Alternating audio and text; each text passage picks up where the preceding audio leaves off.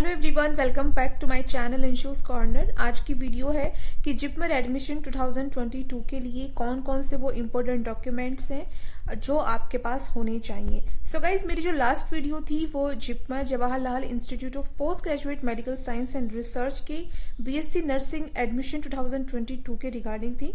उस वीडियो में मैंने बताया था कि कौन कौन एलिजिबल है, कौन कौन स्टूडेंट एलिजिबल है इस रजिस्ट्रेशन के लिए, और जो एलिजिबल है वो ये रजिस्ट्रेशन, ये एप्लीकेशन फॉर्म 14 मार्च से पहले यानी 14 मार्च से पहले वो एप्लीकेशन फॉर्म फिल कर सकते हैं। अगर आपने वो वीडियो नहीं देखा है तो इस वीडियो के नीचे डिस्क्रिप्शन बॉक्स में इस वीडियो का लिंक आपको मिल जाएगा। ये वीडियो देखने के बाद आप वो वीडियो भी चेक कर सकते हैं।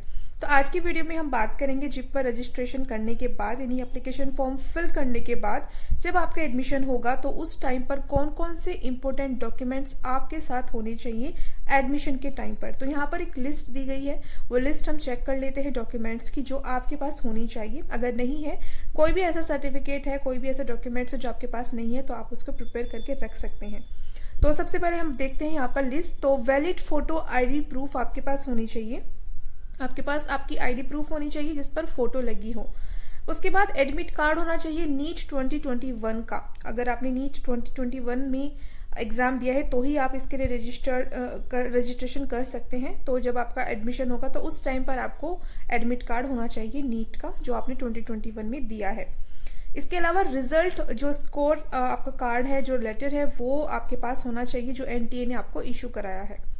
उसके बाद जिपमर बीएससी नर्सिंग कोर्स का जो एप्लीकेशन फॉर्म आप जो आपने फॉर्म फिल किया है या करने वाले हैं, वो भी आपके पास होना चाहिए। उसके बाद आपके पास बर्थ सर्टिफिकेट होना चाहिए। अगर बर्थ सर्टिफिकेट नहीं है तो आप एज अपना 10th क्लास का सर्टिफिकेट है वो भी आपका बर्थ प्रूफ में शो कर सकते हैं। इसके बाद गाइज, आपके पास जो भी आपने क्वालिफिकेशन लिया है 12th तक का, उसका जो सर्टिफिकेट है या मार्कशीट है वो आपके पास होनी चाहिए। इसके बाद गाइज, आपके पास कैरेक्टर सर्टिफिकेट भी होना चाहिए। जिस भी इंस्टीट्यूट या कॉलेज से आपने अपना 12th किया है वहां से जो भी आपने कैरेक्टर सर्टिफिकेट इशू कराया है वो आपके पास होना चाहिए।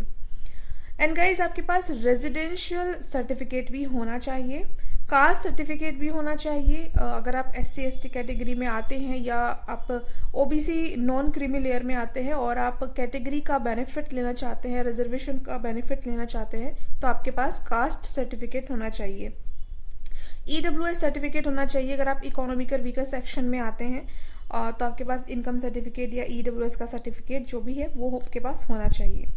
ट्रांसफर सर्टिफिकेट होना चाहिए। आपका जो प्रीवियस कॉलेज इंस्टीट्यूट है वहां से जब आपने ट्रांसफर लिया था तो उसका आपके पास सर्टिफिकेट होना चाहिए। अगर आप पौंडीचेरी के यूटी कोटा के अंतर्गत आते हैं तो उसके भी आपका रेजिडेंशियल सर्टिफिकेट उसका आपका होना चाहिए। तो ये थे कुछ डॉक्यूमेंट्स जो आपके पास होने चाहिए जब आपका एडमिशन होगा। अब देख लेते हैं हम जिपमर की जो फीस है, फीस स्ट्रक्चर हम देख लेते हैं। गाइज, ये तो आपको पता ही होगा कि जो बीएससी नर्सिंग अगर आप प्राइवेट इंस्टीट्यूट से करते हैं तो उसकी फीस 3 से 4 लाख एवरेज होती है। इससे ज्यादा भी हो सकती है, इससे थोड़ा कम भी हो सकती है, बट जो एवरेज है वो 3 to 4 लाख है। बट जिपमर जो कि गवर्नमेंट इंस्टीट्यूट है तो यहाँ पर फीस अगर हम कंपेयर करें अदर इंस्टीट्यूट से तो बहुत ही कम है। तो चलिए एक नजर देख लेते हैं फीस स्ट्रक्चर पर। तो admission fees at the time of admission जब आपको सबमिट करानी होगी वो 2500 होगी, यानी 2500 रुपए आपको एडमिशन फीस के सबमिट कराने होंगे। एकेडमिक फीस और ट्यूशन फीस आपकी पर एनम जो रहेगी वो 1200 यानी 1200 रुपीज रहेगी। JIPMER student association fees payment per year रहेगी वो 1000 रहेगी। Learning resource fees per year जो रहेगी वो 2000 रहेगी। कॉर्पस फंड और एकेडमिक फीस पर एनम रहेगी वो 60 यानी 60 रुपए रहेगी। आईडी कार्ड की भी आपको 150 रुपीज सबमिट कराने होंगे। स्टूडेंट इन्फॉर्मेशन डिटेल के भी आपको 1500 पर ईयर आपको सबमिट कराने होंगे। एंड जो क्वेश्चन मनी होती है, क्वेश्चन फीस होती है, वो आपको 3000 सबमिट कराने होंगे जो कि रिफंडेबल है। क्वेश्चन फीस आपकी रिफंडेबल है। तो टोटल जो फीस रहेगी वो 11,410 रहेगी, 11,410, जिसमें से 3000 क्वेश्चन मनी के आपको रिफंड करा दिए जाएंगे। अब हम देख लेते हैं पेनल्टी अमाउंट। अब आप सोचेंगे कि पेनल्टी अमाउंट किस लिए। सो जो स्टूडेंट्स बीच में ये कोर्स छोड़ देंगे तो कुछ यहाँ पर एक क्राइटेरिया है कि कितना आपको पे करना होगा, रिफंड पेनल्टी अमाउंट आपको जमा कराना होगा। तो अगर आप सीट अलॉटमेंट काउंसलिंग के फर्स्ट ईयर में ही ये कोर्स छोड़ देते हैं तो आपको 10,000 रुपये सबमिट कराने होंगे।